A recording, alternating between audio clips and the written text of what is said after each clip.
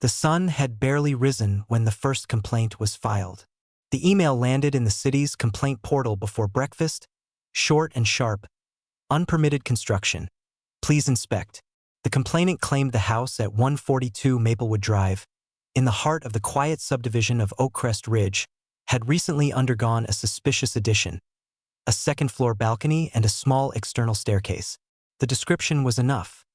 An illegal build jutting over the lot line and violating zoning rules. For the local code enforcement desk, it was routine. Complaints came in weekly, many trivial, some serious.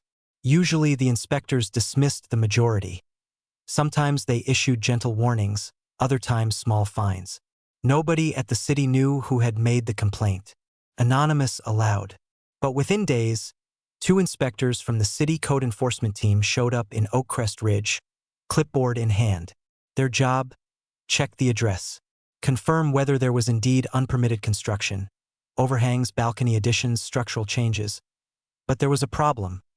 The inspectors knocked on the front door of the house at 142 Maplewood, only to find a perfectly ordinary 2-story home, no balcony, no staircase, no addition. Inside, the owner and family were stunned. They had lived there for years. No construction had been done. Everything looked exactly like it always had. From the outside, everything matched the records. The building permits on file showed no open permits for any recent work. Confusion spread quickly. The inspector's clipboard swelled with notes. No sign of unpermitted construction. According to records, house appears compliant. No structural changes observed. Complainant may have given wrong address. Meanwhile, rumors in the neighborhood began circulating. Who had filed the complaint? In a quiet community used to polite waves and garden talk, tensions rarely rose. But lately, gossip about feuds had crept in. Broken fences, yard disputes, arguments about parking. Among the most vocal was one resident, the notoriously strict, rule-obsessed woman who lived 2 blocks away, Ms. Regina Harper. She had made no secret of her displeasure at neighbors installing decorative fences, painting doors the wrong shade, or leaving toys on lawns overnight. Some whispered that she was the kind of person who would call the HOA or city on perceived violations without warning. Inside City Hall, the inspection report went into the files under closed, no violation. But the real shock came a few days later, not for the owners of 142 Maplewood, but for Ms. Harper herself. Because when inspectors checked the handwritten complaint note more closely, they realized the address scrawled on the form was wrong. The street name was right, Maplewood, but the house number was off by a digit. The complaint had pointed to 142, but the vanishing balcony actually belonged to 124 Maplewood Drive, Ms. Harper's own home. Behind the clerical error was a deeper, far nastier mistake. The inspectors reopened the case, this time targeting 124 Maplewood. A new team was dispatched, this time with more scrutiny. The tools came out: tape measures, photographic equipment, code violation checklists. The addition, though modest in size, was clearly unpermitted. The balcony extended slightly over the property's setback line. The staircase had been built without a permit. Even the railing height failed to meet city code. Suddenly, what had begun as an anonymous complaint, presumably filed by Ms. Harper, boomeranged directly back to her own doorstep. The inspector's report was filed. The city sent a formal notice of violation to 124 Maplewood. The message was official and chilling. Unpermitted construction. Cease and desist. Submit permit application within 30 days or be subject to fines and possible removal of the structure. When the letter arrived, her calm facade cracked. For years, she had positioned herself as the moral watchdog of the block, the strict enforcer of lawn decorum, fence height, door colors, sidewalk cleanliness. But now the same system she had tried to weaponize against others was turning on her. The first thought in her mind was damage control. She didn't anticipate the consequences would escalate so fast. But for the rest of the neighborhood, and for the innocent owners at 142 Maplewood, life returned to normal. Their name was cleared. People who had wondered if their neighbors' complaints were valid now realized how easily a small mistake could hurt someone else. Loose accusations and misaddressed tips to the city could backfire hard. The lesson was about to become painfully clear. Meanwhile, at 124 Maplewood, more than shock awaited. Because when local code enforcement laws are broken, especially for structural additions without permits, they rarely stop at warnings. Some cities impose daily fines, require demolition, or demand retroactive proper permits. And once one door opens, there's often a full audit. The inspectors wouldn't just look at the balcony. They'd check every inch of the unpermitted work: electrical wiring, foundation supports, safety compliance. If anything else was out of compliance, the consequences could multiply fast. By the end of that week, Ms. Harper's quiet reign as the self-appointed neighborhood guardian was in jeopardy. The whispers on front porches, the sideways glances, they had begun. And at City Hall, the wheels of enforcement started turning. The warning letter sat on the countertop for a full afternoon before the panic began. Without fanfare, with no dramatic reveal, the violation notice from the city made the everyday routine of the household feel suddenly fragile. The front door remained closed, blinds drawn. The balcony, once a silent pride of late-night stargazing, seemed unnatural now, a glaring fault line. The soft hum of air conditioning, the muffled sound of traffic on the main road. Everything felt ordinary, yet ominous. Inside, footsteps echoed through empty corridors. The owners of 124 Maplewood felt watched.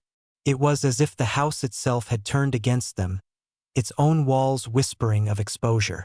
Once a modest but welcoming home, now their own patio doorway was a potential crime scene. The sense of safety vanished. Neighbors began to notice. Initially, just curious glances, hushed whispers between fence lines, tentative nods in passing. But when municipal inspectors returned one morning, unannounced, carrying clipboards and measuring tools, the whispers gained volume. Doors that once opened freely now slammed shut at their approach. People lingered at windows, peering out. On the calm cul-de-sac, suspicion and pity mingled uncomfortably. The inspectors moved methodically. They measured setbacks from property lines. They checked building permits. They compared architectural plans, or rather, the lack thereof. The balcony, though small, crept too far over the setback line. The staircase sat too close to the neighbor's fence. Railing supports lacked official inspection stamps. Even the materials used, pressure-treated wood purchased on sale, were questionable under county building codes. Every detail that had once seemed trivial or practical now leaned against the homeowner. Then came the fines. First, a flat administrative fee for unpermitted construction. It arrived with an official letter and payment instructions. The amount was modest compared to what might come, but it carried weight far heavier than its dollar value. It said, "You broke the rules, and now the ledger must be balanced." Next came something more punitive. A daily fine for each day the violation stood uncorrected. It began small, a few tens of dollars, but compounded swiftly. Week after week passed, and the fines inflated. At the same time, City Hall threatened to schedule mandatory demolition if the homeowner failed to obtain retroactive permits and comply with new inspections. Inside the household, anxiety rippled through every room. The balcony, once full of potted plants and fairy lights, stood silent, lights off. Each creak of floorboard, each scrape outside felt like a countdown. Sleep was restless, meals mechanical. The radio played softly, but the news seemed distant, foreign. Everything felt immediate: deadlines, paperwork, warnings, consequences. Meanwhile, the neighbors, those who had once nodded politely to the homeowner at 142 Maplewood, now passed furtive glances at 124 Maplewood. Some shifted at the sight of the inspectors. Others avoided the driveway altogether. A couple of parents pulled their children inside if they saw approaching city vans. The street had changed. The shared sense of community fractured. Fear and judgment crept in. And then the worst blow came. The homeowner discovered that the city's fine schedule wasn't the end. If the balcony remained unpermitted, or if the revisions failed inspection, the structure would have to be removed. That meant tearing down the railing, dismantling the staircase, possibly damaging siding and framing. And whatever costs came with demolition would be the homeowner's responsibility. Panic turned into desperation. The homeowner spent late nights poring over building codes, Permit applications, structural drawings. They called contractors. They sought legal advice. They tried to navigate the maze of bureaucracy, forms, fees, inspections, compliance standards. Each step required money, time, paperwork. Every misstep threatened more fines. At the same time, word in the neighborhood began to shift. Some residents recalled abrupt letters or notes wedged under doors, friendly suggestions from someone claiming to watch out for neighborhood standards. A few remembered overhearing Ms. Harper, perhaps at a homeowners association meeting, grumble about people who don't follow the rules. Others admitted they had felt uneasy about the strict moralizing, but never spoke up. Now, guilt hovered over the block like a low cloud. Inside 124 Maplewood, the tension turned inward. Even the walls seemed to hold their breath. The family avoided each other in the halls. Voices lowered. Smiles grew rare. Once the balcony had been a place for laughter, for evening chats over tea, for quiet reflection. Now it was a symbol of ruin, shame and debt, and the looming threat of demolition. Money vanished faster than expected. Permit fees, architect consultation, inspection costs, even before a single nail was changed. The homeowner dipped into savings, canceled planned repairs to other parts of the house, skipped vacations. The burden weighed heavily. Yet, more painful than the financial strain was the shift in social dynamics.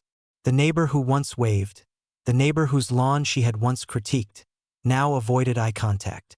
Children no longer played near the fence on that side of the street. Mail was delivered at a different time of day to avoid crossing paths. The sense of community, once warm and familiar, chilled.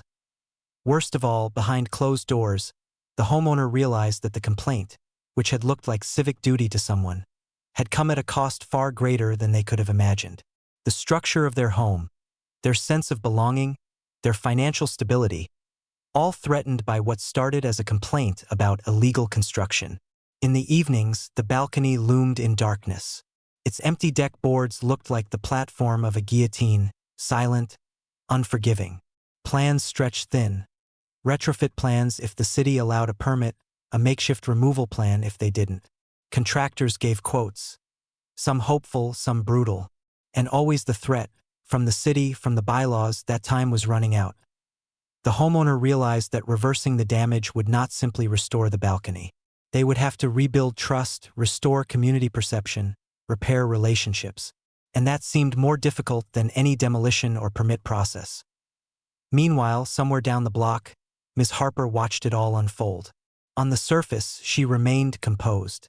Her lawn looked immaculate. Letter of compliance filed for her own small fence years ago. Her windows closed, curtains drawn. But whispers floated through the neighborhood. Perhaps she sensed them too. The shifting glances, the quiet judgment of neighbors who remembered a complaint, turned injustice, and always, the ticking clock. Days passed. Fine se cruz. The threat of demolition hung heavy. The balcony, once built with pride, now stood as a constant reminder of how one complaint, one wrong address, one misscrawled number, could reverse everything as another weekend arrived. The inspector called to schedule a second visit. The homeowner cleaned the yard, swept walkways, tried to make the house presentable. Not for themselves, but for the city and for the neighbors. Felt wrong. Felt humiliating. They paused at the front gate. The street, once friendly, now felt cold. Mailboxes stood rigid and indifferent. Cars passed slowly, drivers watching. A few whispered behind closed doors. And as the inspector van pulled up, the homeowner closed their eyes and took a breath. There was no more denial. No more pretending nothing had happened. The damage was real, structural, social, emotional. The morning air felt heavy when the inspector's van rolled up again. The front gate creaked under a light drizzle, and the homeowner stood by the window, waiting. Months of dread had brought them to this moment. A final inspection. The balcony, once built quietly, under the cover of dusk and ambition, now loomed over them as a symbol of reckoning. The inspection began in earnest. It wasn't just a glance anymore. Every board, every rail, every bolt came under scrutiny. The inspector measured railing heights, checked supports, tested load-bearing stability. He tapped walls, looked at the underside of the balcony, measured the overhang. The staircase treads, the footings, the spacing of balusters, all were compared against zoning setbacks, building code clearance, setback boundaries to the neighboring property. Then came the critical blow. The balcony failed. Not just an aesthetic infraction, but structural and code-wise. The overhang intruded past the allowable setback. The staircase sat too close to the neighbor's fence. Railing heights were below minimum safety standards. Worse, under the floorboards, the inspector discovered substandard joists, improperly fastened supports, and no record of inspections or official permits at any stage. A new document was handed over, a demolition order. If they wanted to comply, they had 7 days to tear down the balcony and staircase completely, or face daily fines that would double every 10 days, growing steeper as weeks passed. The notice punctuated the fear already living in their family's walls. At that moment, the homeowner realized the full weight of what had begun with a simple complaint. Money, time, trust, all had been drained. The balcony had been a modest aesthetic upgrade, something meant to add charm. Instead, it had become the wedge that cracked their life apart. The homeowner closed their eyes. Yet it wasn't just about the balcony. As part of the inspection, the city demanded a full permit history, electrical and structural plans, and when they saw nothing, they flagged the entire property for a full audit. Lights, wiring, plumbing, any work done without permits could now be questioned. Retroactive permitting was an option only if everything passed inspection. But given what they'd already seen, rotted joists, questionable materials, safety code failures, that seemed unlikely. They braced for more demolition orders. Meanwhile, word got around. The neighbor who once reported illegal construction had become the subject of hushed conversations, sorrowful shakes of the head, and sideways glances. Where once she perched in judgment, issuing warnings and anonymous complaints, now she stood exposed. The community that had once feared her complaints quietly began to reflect. People called each other, compared stories. One by one, they realized how fragile trust had been, how easily someone could call in a complaint without evidence or correct information, and how quickly that could come back. The so-called neighborhood guardian had become a cautionary tale. Not everyone was bold enough to speak out, but many privately agreed. A single mistake or a single malicious action should never hold so much power. Back at 124 Maplewood, the homeowner faced hard decisions. There was no money to rebuild properly under new code. No savings left after fines, retroactive permit applications, legal consultations. The family gathered not to argue, but to decide. They would comply. They would demolish the balcony, the staircase. They would accept that the dream of added space was over. The demolition crew came 2 mornings later. Neighbors watched from behind windows and over fences. Boards came down. Nails were pulled. The railing was torn off. The staircase vanished piece by piece. The second-floor doorway closed off. Dust settled. Silence followed. The balcony was gone, but what remained was heavier. A sense of vulnerability, the damage of trust, the awkwardness of a once friendly street. In the days that followed, the HOA members and other neighbors avoided the homeowner. The woman responsible for the complaint tried to maintain normality, mowing her lawn to perfection, watering flower beds, keeping conversations distant. But the block had changed. People no longer greeted her first, and when they did, it felt forced. She spoke little at the HOA meetings now. The weight of what she had unleashed hung in the air. Inside the house formerly sporting the balcony, the family found things changed. The second-floor door, which once opened onto the balcony, now led to a blank wall. The walls were patched, siding repaired. But the emotional hole was deeper than the structural. The home felt smaller, colder. Their nights, once peaceful, spent on the balcony under stars, now ended behind closed windows. Yet, a fragile hope remained. The homeowner began documenting everything. The violations, the inspection reports, the demolition order, the date it was executed. They planned to appeal for abatement of the remaining fines, arguing that once the illegal structure was removed, the violation was resolved. It wasn't much, but it was something. Weeks later, the city responded. They would review the abatement request, but only after a full final inspection. They scheduled a follow-up. The homeowner scrubbed the driveway, pressure-washed siding, replaced a few cracked pavers. The house looked different now, neat, compliant, unremarkable, almost anonymous. When the final inspection was done, the inspector nodded, checked boxes, and closed the case. The demolition had been carried out. The property now complied with building and setback codes. Fines ceased to accumulate. No lien was placed. For now, the immediate legal threat was gone. But the aftermath remained. The balcony, once a small dream, had cost more than they could ever have imagined. Money, trust, respect, peace of mind. Once their weapon, the complaint had boomeranged. Once their voice of moral high ground, the neighborhood scorn had returned the privilege.as for Ms. Harper, the woman who filed the wrong report. The experience reshaped her too. She stayed silent at the next HOA meeting. The sharp remarks about fences and yard toys were nowhere to be heard. Instead, there was hesitance, a refusal to speak first, perhaps a lesson learned. The street regained its quiet. The lawns were mowed. Holiday decorations came up the next season as usual. But among a few neighbors, the whisper remained. A caution, quietly shared at backyard barbecues, over fences at dusk. Be careful what you report. Make sure you're right. And in the house at 124 Maplewood, the family moved on. They painted the front door a modest color. They planted small flowers. They kept the interior tidy, but never again sought to alter the structure. The walls these days held fewer echoes. The nights passed quietly. No guilt, no fear, just silence and the end. One wrongly filed complaint did more than expose an unpermitted balcony. It exposed the fragility of trust, the volatility of power, and the heavy cost of trying to control others. The balcony was gone, but the lesson lingered.